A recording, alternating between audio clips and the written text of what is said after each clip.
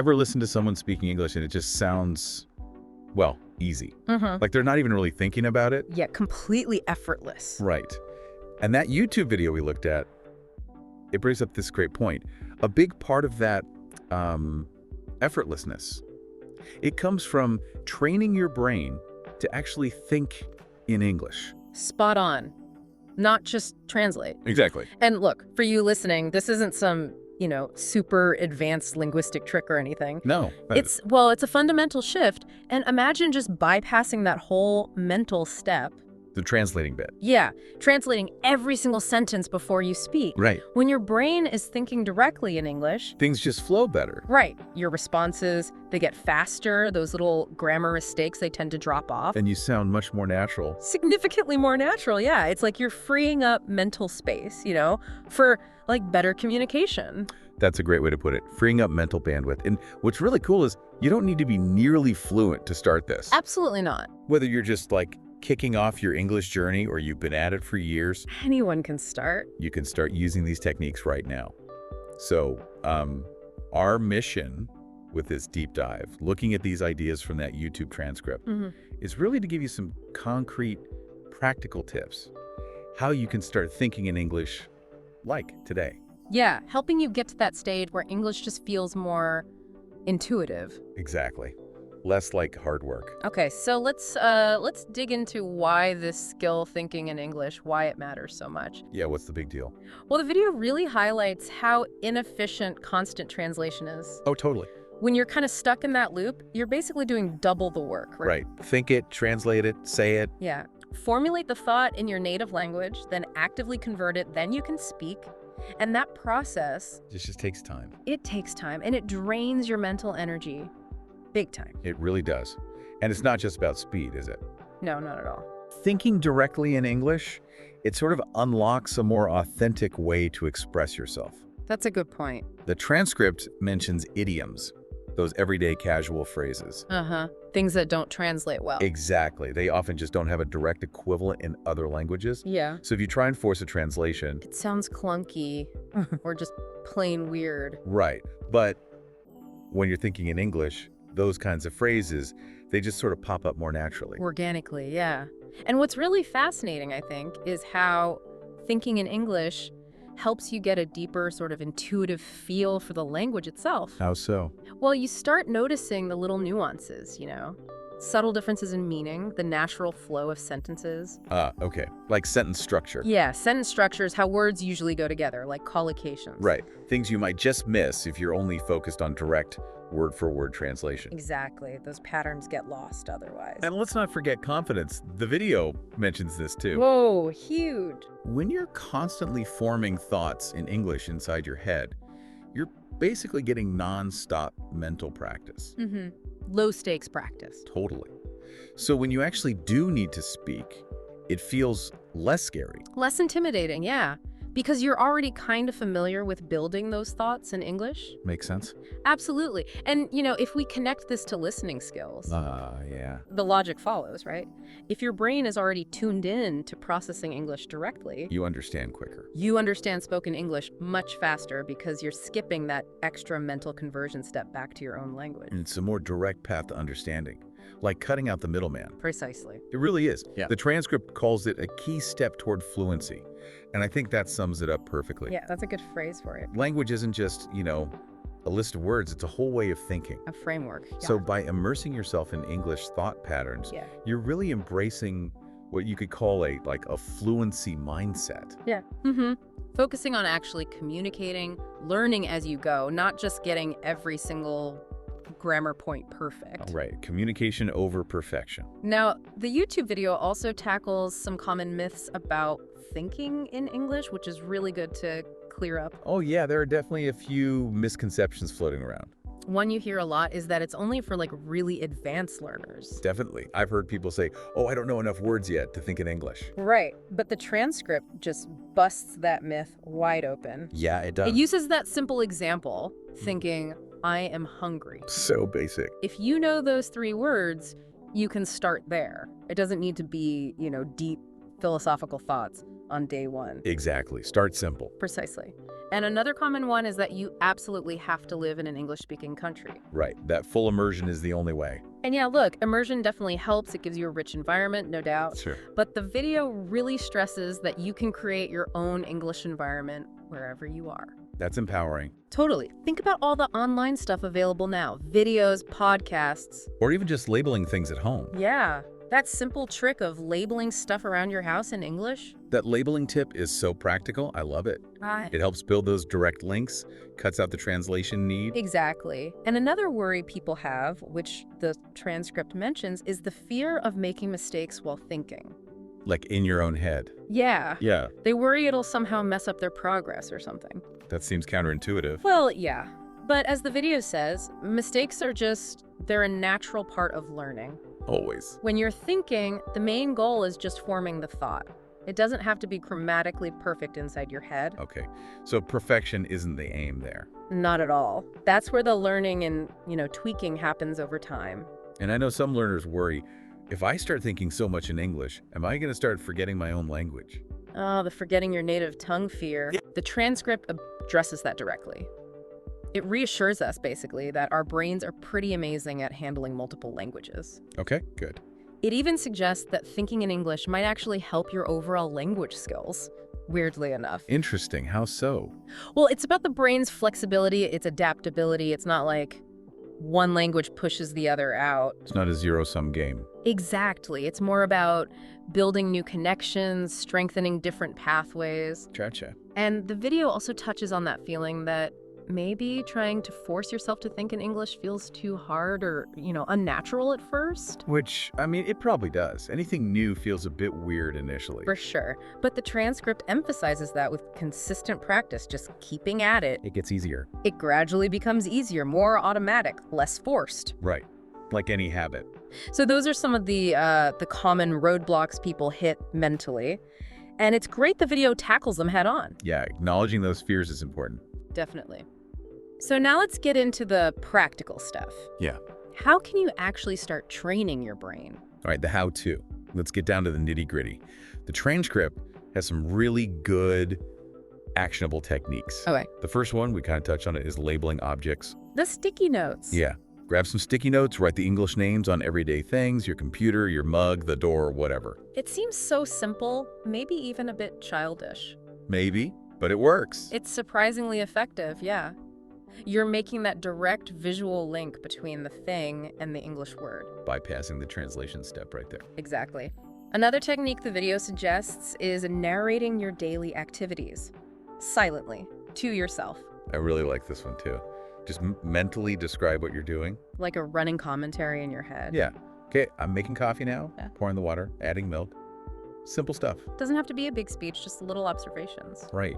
And it gets you into that habit of building English sentences internally. Without the pressure of saying them out loud, yeah. And then there's the idea of self-talk, having little internal chats in English. Yeah, pretend you're talking to someone. Or maybe just explaining something to yourself. Uh-huh. The transcript gives an example like seeing a tree and thinking, oh, that's a nice tree. The leaves are very green. Simple observations again. These little mental chats, they can really boost your confidence over time. Helps you get comfortable expressing different ideas in English, even simple ones. And the video also suggests actively using new vocabulary in your thoughts. Oh, right. So when you learn a new word. Like, say you learn delicious. Okay. Make a point of using it in your internal monologue. This coffee is delicious. Or, that meal last night was delicious. Ah, I see. Actively applying it in your thinking.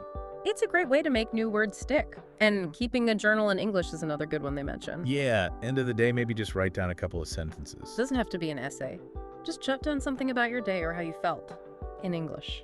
Again, the key isn't perfect writing, right? It's just getting the thoughts out in English. Exactly. And the transcript also talks about immersion, but with active thinking. So not just passively watching a movie. Right. When you're watching that movie or listening to a podcast in English, don't just let it wash over you. Engage with it mentally. Yeah. Ask yourself questions. What would I say there? What does that phrase really mean? Makes sense. Be an active participant in your head. And music. Another fun way in. Oh yeah. How does that work? Listen to English songs, but really focus on the lyrics. Try to understand them, sing along. Ah, helps with vocab and rhythm. Vocabulary, rhythm, intonation, pronunciation, it's all in there. Cool. And then for more advanced learners, the video mentions shadowing. Shadowing, what's that? It's where you listen to someone speaking English and you try to repeat it almost simultaneously. Wow, okay. That sounds tricky. It is, but it's amazing for training quick thinking and getting that natural flow and response time down. So, lots of really practical things people can try. A whole toolkit, really. And the main message from the transcript seems to be start small. Don't try to do everything at once. Exactly. Pick one or two methods that feel right for you and just practice them every day. Consistency is key. That's the magic ingredient. Consistency. Okay, but what happens when you try these things and it's hard? You run into problems. Ah, yes, the challenges. The YouTube video anticipates these too and gives some advice. Good. Like what? Well, one really common one is just feeling stuck. You can't find the right word in English. Oh, yes. That blank moment. So frustrating. Totally. The transcript's advice is basically, don't panic, just simplify. Okay. If you can't think of the perfect word like magnificent, just use a simpler one you do know, like big or great. Keep the thought moving. Exactly. The goal is to keep the flow going in English, not to find the absolute perfect word every single time in your head. Got it. Don't let perfectionism stall you. Which ties into the next challenge. Yeah. Overthinking. Feeling like your internal English needs to be grammatically flawless. Right, like writing an essay in your head. Yeah. But the video reminds us, hey, these are your thoughts. No one's grading them. True. It's okay if they're a bit messy at first. The point is just getting comfortable thinking in English. Rough and ready is fine to start. Absolutely. And mistakes will happen, even internally. The trick is not to get discouraged. Easier said than done sometimes. For sure. But the transcript suggests reframing them. See them as learning chances. Okay, so you notice a mistake later. Mentally correct it. Think, I should have thought this. And then just move on. Don't dwell on it. Learn and let go. Okay, what else? Well, that worry about forgetting your native language comes up again as a challenge. Right, we talked about the myth, but people still worry. And the video just reiterates, it's not an either thing. Strengthening English doesn't mean weakening your first language. Okay, reassurance is important there. And then there's the practical challenge. Time. Everyone's busy. Yeah, I don't have time for another thing. Exactly. But the suggestion is to find those little pockets of time. Like commuting, waiting in line. Precisely.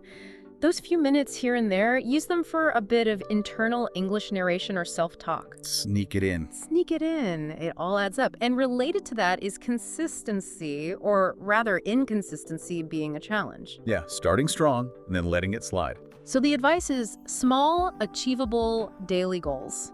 Like, commit to just 5 minutes of English thinking. Manageable. Much more effective than trying to do an hour once a week and then missing it. Makes sense. And finally, motivation. It can be hard to stick with it. Definitely. Especially if you don't feel like you're making fast progress. Right. That's why the video really emphasizes celebrating the small wins. Like what? Did you describe your breakfast in English in your head? Win. Did you understand a podcast bit without translating? Win. Acknowledge the little steps. Yes. Recognize your progress, however small it seems. It helps keep you going. Okay, so it's about patience, persistence, and a positive attitude, really. That sums it up nicely. And to show this actually works, the video includes some real-life stories. Yeah, which are always great, really encouraging. I found them inspiring too, like the listener from Brazil. Mm-hmm. She just started by writing grocery lists in English and having little chats with herself. So simple. And eventually thinking in English just became like her default setting. Amazing. And then there was the factory worker from India. Oh yeah, tell that one. He consciously decided to narrate his workday to himself internally in English. Wow, dedication. Yeah. And over time, he became fluent, actually got promoted to manager partly because of his improved communication skills. See, these stories really show you don't need fancy courses or to move abroad. Exactly. It's about creativity, finding what works for you, and just sticking with it. Persistence. And the transcript also reminds us, hey, you're not alone in this. Right. There are tons of online communities, forums, places to get support. Connect with other learners. Yeah, and just remember, it's okay if it feels hard at first. Everyone finds it challenging. Even native speakers had to learn. Exactly. We all started somewhere, so acknowledge those small wins, trust the process. And maybe keep your why in mind. Definitely.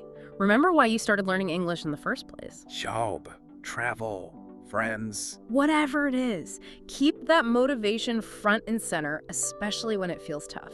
It helps you stay focused. Good advice. So just to kind of wrap up the main ideas from that YouTube transcript. Yeah, let's summarize. Basically, training yourself to think in English. It's a super powerful way to boost your fluency. Game changer, really. It really can be. And while it might seem daunting at first, it's totally doable. With practice and the right mindset. Consistent practice, yeah. And that positive, patient mindset. Okay, so final takeaways. A few actionable steps for people listening. Right. First, set small, daily goals for English thinking.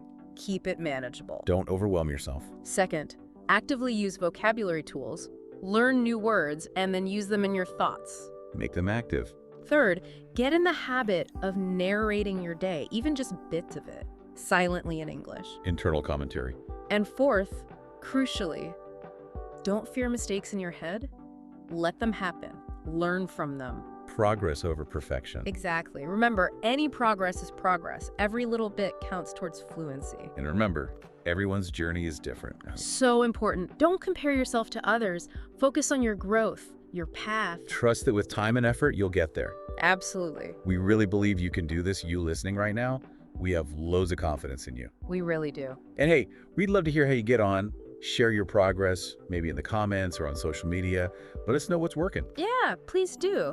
And any questions or ideas for other deep dives, we're always open. Definitely. So until next time, keep practicing, stay positive. And start thinking in English. Take care, everyone. Bye for now.